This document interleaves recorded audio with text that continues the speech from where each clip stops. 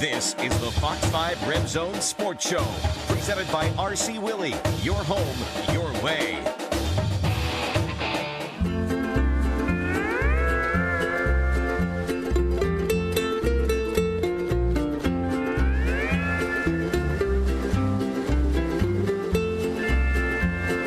The beautiful island of Maui, known for its majestic views and incredible surf spots. Nearly every outdoor activity involves the ocean, but this week the action will be indoors as the eyes of the basketball world squarely on this Hawaiian island. UNLV right in the thick of it as they get ready to play in the Maui Invitational. Aloha and welcome inside the Red Zone. Kevin Bullinger alongside the big kahuna of Runnin' Rebel basketball, Dave Rice.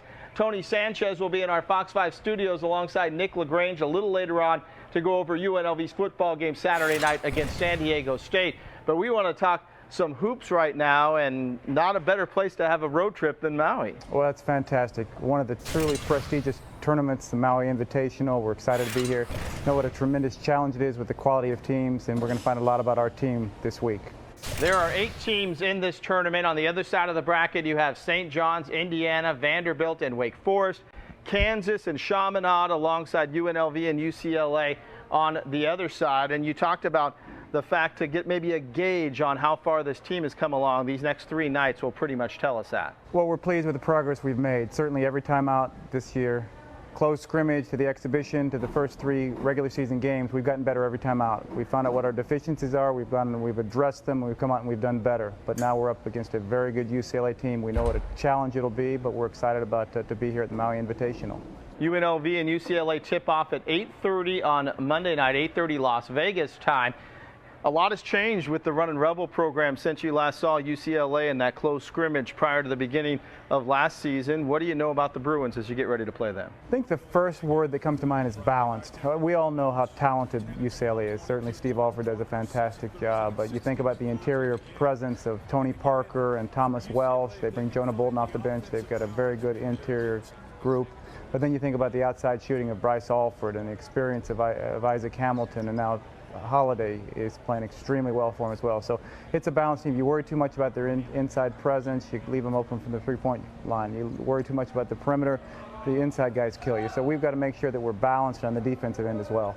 Getting off to a good start on this tournament is important. I know you don't like to look ahead, but should you beat UCLA, you have a possible rematch with Kansas on Tuesday. Of course, you played the Jayhawks last year, and that's important in a lot of aspects, but especially with RPI and strength of schedule down the road when we come to tournament time. Well, it's no secret that we're playing an extremely difficult schedule this year. Strength of schedule, RPI are extremely important components of trying to get into the NCAA tournament, and so we're excited. The task at hand is UCLA. We know the challenge that will present, but every game at the Maui Invitational is difficult. 3 games in 3 days. Is this where the depth of the UNLV bench can come in real handy? We hope so, and we do think one of our great strengths this year is our depth. We love our personnel, but we also like our depth, and it's been very good for us so far. And we're pressing, not trapping in every possession, but a lot of pressing. We just feel like the cumulative wear and tear on the other team over the course of 40 minutes will help us moving forward. And we know a lot of teams that we play against, we're not going to be able to turn them over like we'd like to, but what we're really trying to do more than anything is force tempo, get the game going at our pace, but also wear the other team out over the course of 40 minutes, and we feel like we can do that when we're able to play 9, 10, 11 guys. You've talked a lot about the madman position. For the people out there who maybe don't know what that role is, maybe explain what that is and how important it is to what you want to do. Well, it's aptly named Madman because it requires a tremendous amount of energy, and that's the player who guards the inbounder for the other team. Every time that there's a made basket, every time there's a made free throw, every time there's a dead ball and we come out, the Madman is the player. And it's Dwayne Morgan, it's Goodluck Okinobo, it's Ben Carter, it's Derek Jones, it's Tyrell Green. We have a variety of guys who can fill that role, and that's the guy who keys our press. Well, we certainly saw the Madman in use and triggering a lot of good things in UNLV's 2 home games earlier this week against New Mexico Highlands and Southern Utah. Here's a look back at how UNLV did. It was Las Vegas versus Las Vegas Monday night as the Runnin' Rebels took on New Mexico Highlands out of Las Vegas, New Mexico. UNLV had a sluggish start in the first few minutes, but more than made up for it as they used full court pressure to turn this game in a hurry. The Rebs forced 17 first-half turnovers, and that cranked up the offense. Jerome Seegers finds Steven Zimmerman for the slam. Then Big Zim gets the first 3 of his college career. Dwayne Morgan dishes to Zim for the throwdown. After Pat McCaw pops a triple, he jumped in on the Feed the Frosh frenzy as Zim goes in for the left-handed flush. Jalen Poyser hits from downtown. And then the hustle play. Ben Carter fighting for the loose ball over to McCaw to Good Luck Okanobo for the reverse slam. All part of a 26-0 Rebel run as they led 60-14 at the half. That allowed things to be a little looser in the second half. Zim with authority. But the highlight of the night, Derek Jones. The dunk of the year might have happened in the second game. The MAC was rocking and the Rebels were rolling as they cruised to a 107-45 win. On Wednesday night, Southern Utah made the trip down I-15 and UNLV looked to set the tone early on the defensive end. Off the steal, Ike Wamu with the run and he feeds Seegers for the reverse lay-in. Zimmerman used his size advantage as he drives for the hoop and the harm. McCaw was the spark plug all night, here picking John Marshall's pocket and going the other way for the easy bucket. Carter got in on the action, off the air ball, the spin move and the dunk. As we've seen all this season, the defensive pressure allowing UNLV to open up big leads. Jones with the steal and he goes in for 2 as the running Rebels went into the locker room up at the half, 45-31. UNLV came out a little flat to open the second half as Southern Utah began with a 5-0 run to cut the lead to single digits. But the Rebs never let this one get too close. Cornish with the penetration and the dish to Carter for the two-handed slam. Then McCaw with the double pump bucket plus the foul. The capper, Seegers to Jones, who flies in for the exclamation point, the slam and the slap.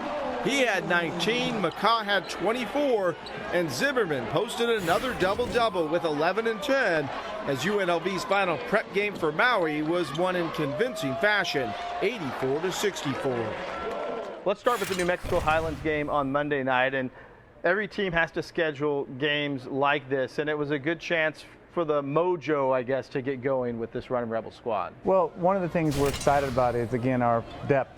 And we've got a number of returning players, 4 freshmen who are now sophomores who are doing a great job for us, Ben Carter and Jerome Seegers who sat out for us, but we also added players. We've added 5 new players who are a big part of what we're doing. So to be able to get a number of guys, a lot of quality minutes in that game, and we had 24 assists, and that's something that stuck out for me, what I'm extremely proud of. On Wednesday night, a 20-point win against a Southern Utah team that is senior laden, and a lot of people I think maybe don't realize how big of a win that really was, because Southern Utah had taken Utah to the brink in the opening game of the season, and they're going to win a lot of games this year. We knew going into the Southern Utah game it was going to be incumbent upon us to make sure we got to their 3-point shooters. And early in the game, they made 5 3-pointers, and they were in the game. We challenged our guys in a timeout, and they only made 3 the rest of the way.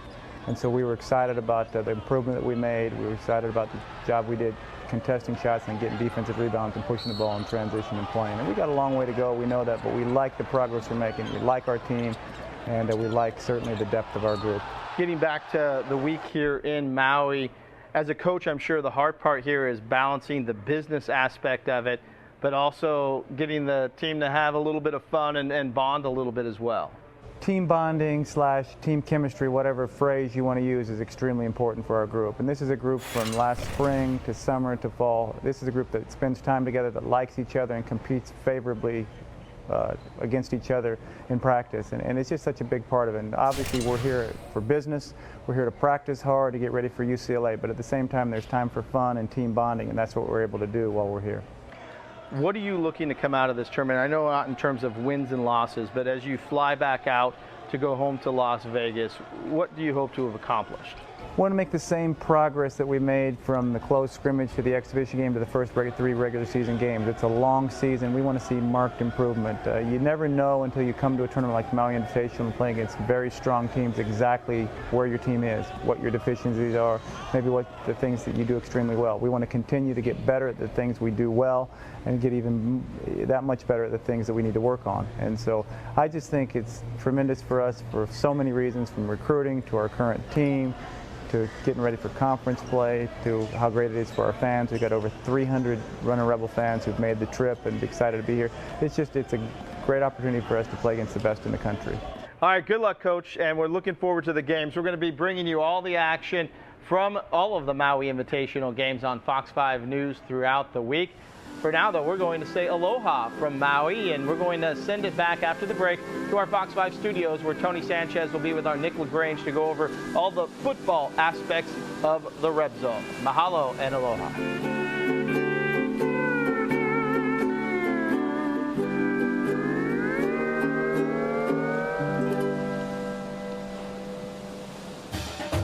This hair-raising play of the week is brought to you by Vegas Valley Hair. It was a play that had Runnin' Rebel fans on their feet and ESPN gushing. Derek Jones flying through the air for the monster slam. It's a thing of beauty and a sign of things to come. It's also this week's hair-raising play of the week. You're watching the Fox 5 Red Zone Sports Show, presented by RC Willey. Your home, your way. Welcome back to the Red Zone inside our Fox 5 studios. I'm Nick LaGrange, joined now by UNLV head football coach Tony Sanchez. We'll talk to Coach here in just a moment. But first, we want to take a look back at last night's game against San Diego State, and let's look at the highlights of the first half. Before the game, the Rebels pumped to play in front of the home crowd for the final time this season. For the seniors, it would be their final time to ever play at Sam Boyd Stadium. In the first quarter, Aztecs ball, Donnell Pumphrey gets the toss and immediately turns it upfield. He breaks loose for a long gain, doesn't quite get to the goal line, but he's shoved hard out of bounds, which draws a flag for the personal foul. Half the distance to the goal line. A few plays later, Maxwell Smith looks to pass, but ends up running it in himself. He gets into the end zone from 3 yards out. Aztecs take an early 7-point lead. Next, Rebel possession. Kurt Palandek throws to the sideline, and Devontae Boyd makes a spectacular catch. Rebels on the move. Same drive. Rebels go for it on 4th and 1, and Campbell falls forward, getting just enough for the conversion. The Rebels seem to be in business. Same drive. Palandek, though, drops back, looks to throw, gets hit, and loses the ball. Aztecs recover. On the following possession, Aztecs going for it on 4th and goal. They appear to be stopped just short, but after a review, it was determined Pumphrey just broke the plane of the goal line on that play. Aztecs go up 14-0. Later in the half, Palandek, trying to get the offense going, rolls out of the pocket, directing traffic, tosses it up in the air, and he's picked off. It's another turnover and another short field for San Diego State. On the following drive, Dakota Gordon gets the handoff and runs it in from just 1 yard out straight up the middle. That put the Aztecs up by 3 scores. With about 5 minutes left in the half, it's Pumphrey again. Pumphrey breaks free down the sideline. It's a foot race to the goal line, but he's forced out of bounds just before reaching that point. But a couple of plays later, it really didn't matter. Pumphrey gets the toss, works toward the edge, and gets into the end zone easily. That put the Aztecs up 28-0 at that point, and they would take a 31-0 lead into halftime. So a tough first half there for the Rebels, Coach, and a lot of turnovers. That was kind of the name of that was kind of the story of the first half, story of the game, really. What do you attribute the turnovers to? Fatigue, lack of focus? What do you think? I don't think it has anything to do with fatigue. I think it's just, decision making. You got to make good decisions. Sometimes throwing the ball away isn't bad, and you got to throw the ball on time, and that was unfortunate. You get that deal right there where, you got to throw the ball a little bit earlier. They're an aggressive team. We talked about it all week. When you hit that back foot, you got to throw on time. And then in this situation right here, when you get flushed out of the pocket, you can't just throw it up for grabs. So these are the things we got to, coach and teach about, but, you just got to make better decisions, and unfortunately it gave them a lot of short fields. That's right. And so some big plays given up as well. You saw Pumphrey there taking off down the field many times.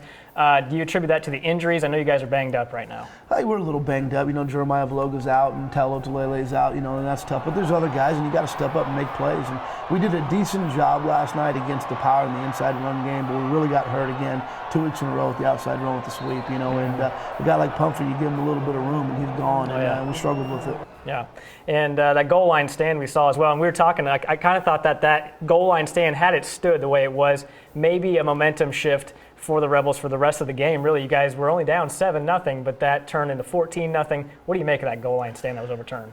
You know, I mean, they saw it on the replay, and you know, it looks like right there, you know, you can't tell from here if his knee's totally down. It looks like it's not, and he got over the goal line. So, you know, on the field, you know, you're all fired up, and you feel like you got to stop because that's the way it was ruled. The question we had was when did the whistle blow? You know, I mean, it was forward progress stop, but you know, you look right there, and it looks like his knee might have been off the ground. The ball's over, so it looks like a good call. So we just got to do a better job of keeping them away from those situations. You know. Yeah. Our guys fought, you know, I mean, again, it's not like they just walked in, you know, our guys they're fighting and they're battling, but we just, you know, we fell flat last night. Yeah, absolutely. Well, a tough first half, so the second half, things got a little bit better. The offense did find itself at times, though turnovers, mental lapses continued to be killers. Let's take a look now at the second half highlights of last night's game. Down 31-0 to start the third quarter, Palandek makes a nice throw to Aaron Criswell on the sideline, and Criswell adds a few yards after the catch. A few plays later, Palandek stands in and finds Kendall Keys over the middle. The Rebels are on the board for the first time all night, trailing 31-7 at that point. Next Rebel possession, Palandek looking for Brandon Presley. The ball gets knocked into the air, and it's another pick. And the Aztecs return it deep into Rebel territory, another short field for them. On the following possession, the Aztecs throw the screen to Chase Price. Several Rebels bite on the play, and they pay the price. Chase Price goes 17 yards for the score. Still in the third quarter, Rebels punting. DeMonte Casey fields it, makes a couple of guys miss, and he's gone. Casey takes it 66 yards to the house. Aztecs lead it 45-7. Same score in the third. Palandek hits Campbell, who squeaks in for the score, and that would be the end of the Rebels scoring on the night. The Aztecs would add one more before everything was said and done, and UNLV drops their 8th of the year, 52-14. Now, Coach, in the second half, the offense came out firing right away. We showed that first drive there, and it looked like Palandek was making some good decisions. Your guys were getting in the right places. What was the difference on that drive compared to the rest of the game offensively? You just tell them, you know, you go in the locker room with the 31-point deficit. You just tell them, take it one play at a time. I mean, guys, we got to chip away at this thing one play at a time. Focus on that. You know, you have success. You go to the next play, and offensively, defensively, you know, we did that and got the stop on D and got the score but it wasn't enough. Yeah. All right, well, up next, we look ahead to the final game of the season for the Rebels. It's a road trip to Wyoming. What do the Cowboys bring to the table, and how will weather impact the game? We'll ask Coach Sanchez when we come back in just 2 minutes. You're watching the Fox 5 Reb Zone Sports Show, presented by RC Willey. Your home, your way. Well, on Saturday, the Rebels play their final game of the season, and they're spending Thanksgiving weekend in Laramie as UNLV takes on Wyoming. Kevin Bollinger sat down with Coach Craig Bohl and has a look ahead at next week's matchup.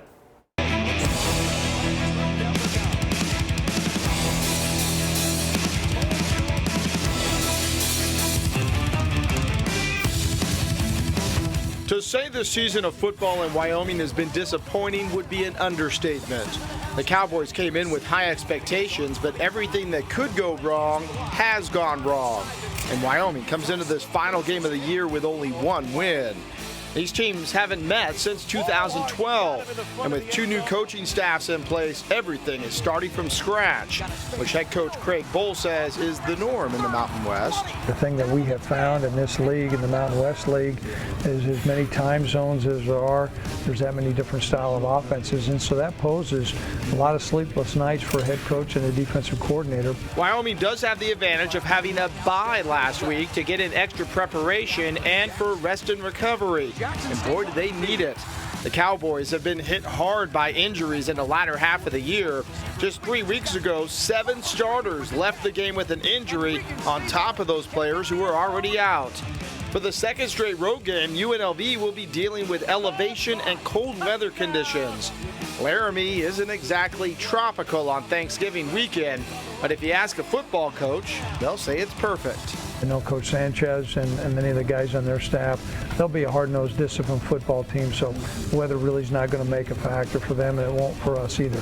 Maybe it will for the fans or for the media. It will for us. Yeah, for media. You guys are soft, I'll tell you that. You got that right. You can go ahead and print that. You media guys are soft, particularly you Vegas media guys.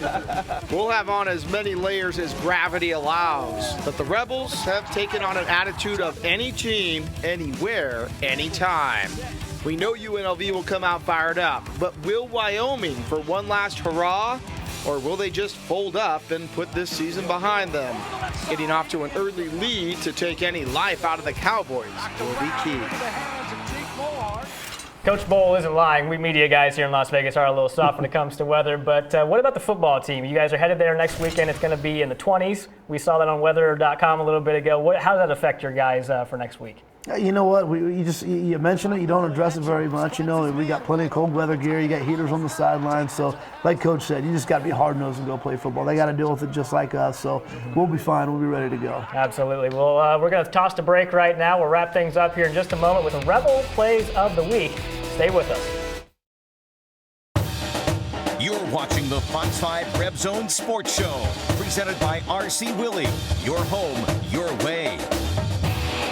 All right, wrapping things up now with Coach Sanchez here. And, Coach, you guys aren't playing for a bowl bid this next weekend, but just talk about how important it is to finish the season strong. You guys are going for your 4th win on the year. It's a big deal. I mean, you want to take that momentum into the offseason. You want to take that momentum into the recruiting trails, you know, and to show progress, you know, and we have. We've shown progress this year. We've played well at times, but it's so imperative to go out there and finish on a high note, fight, get that W, and then take that with you, like I said, into the offseason. Absolutely. Well, a lot to be looking forward to. Could possibly double the output on wins from last season for the Rebel football team. Plenty to be optimistic about. Thanks for joining us inside the Reb Zone tonight. We leave you with the UNLV Plays of the Week. Have a good night.